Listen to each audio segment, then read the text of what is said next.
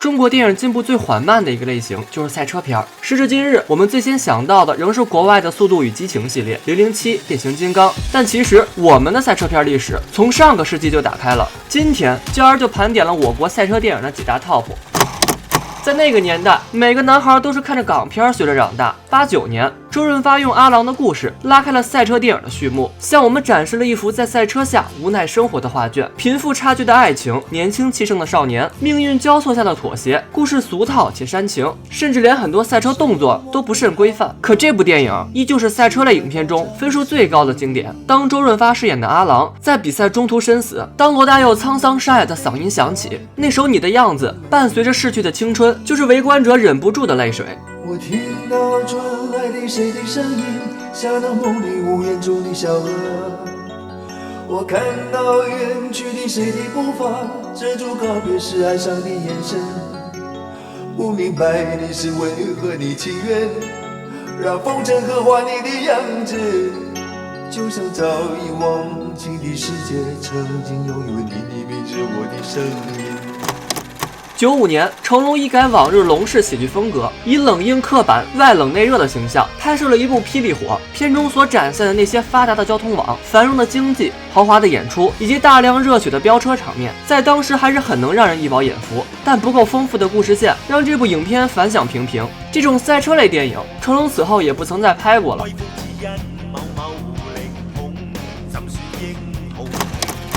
霹雳火的票房不堪理想，同年的另一部赛车片尔冬升导演的《烈火战车》倒是取得了不错的成绩，由刘德华、秦沛、梁咏琪、钱嘉乐等出演。不同于阿郎最后比赛中身死的悲剧收尾，尔冬升在片中以2句话来表明心迹：你快得过风，也快不过时间。当我们老了，没有回忆不要紧，但也不要有一大堆的后悔。刘德华在最后一刻放弃比赛，选择了转身点取了眼前人。我们耳熟能详的2首歌也出自这部电影，王菲的《我愿意》，刘德华的《情深的一句》。电影也获得了当时金马奖共计11项提名。这部片子的成功让投资方看到商机，找到郑伊健、张柏芝、任达华等，于4年后拍摄了第2部，可惜没有尔冬升的指导，剧情太过趋向俗套狗血，导致这部《烈火战车2》在当时并未掀起任何水花。直到2005年，国产漫改电影《头文字 D》问世，除了主演周杰伦为屏幕首秀之外，其余导演、编剧、演员均为《无间道2》原班人马。宋豆腐的 A186 在秋名山的每一个清晨飞速穿过弯道，吸引大票车队与年轻车手来挑战，却一一败北。中二风的情节却掀起了别样的热血。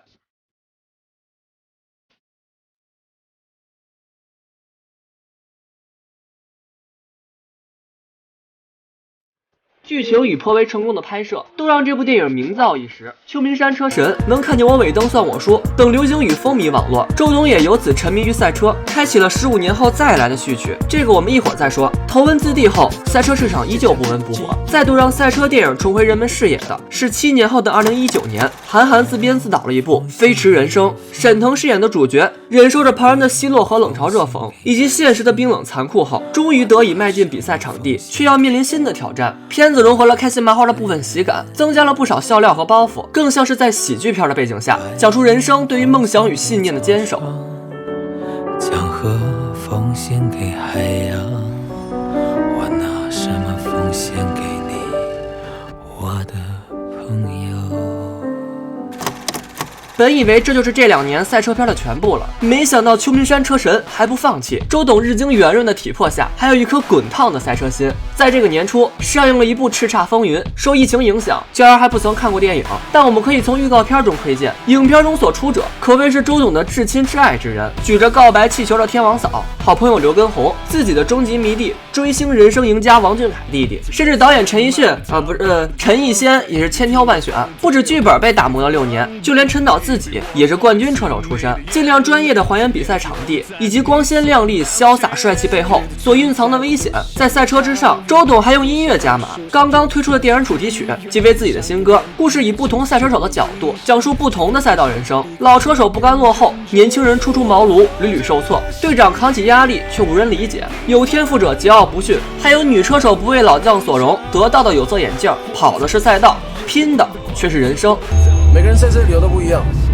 就像每个弯道都是一道难题。最新推出的海报上，疾驰的赛车倒影正是给无数人青春留下难忘印记的 A186，在秋名山清晨穿过弯道的 A186。赛车不只是车神的游戏，普通人也可以燃烧起那份激情。2021伊始，人生路上请不怕幼稚，勇往直前，叱咤风云，绝不向糟糕的生活妥协。至于这部电影能不能进 TOP， 欢迎各位看过电影之后与焦瑶热烈讨论。必要且必须的提示：进影院戴好口罩哟！我是焦瑶，咱们下期再见。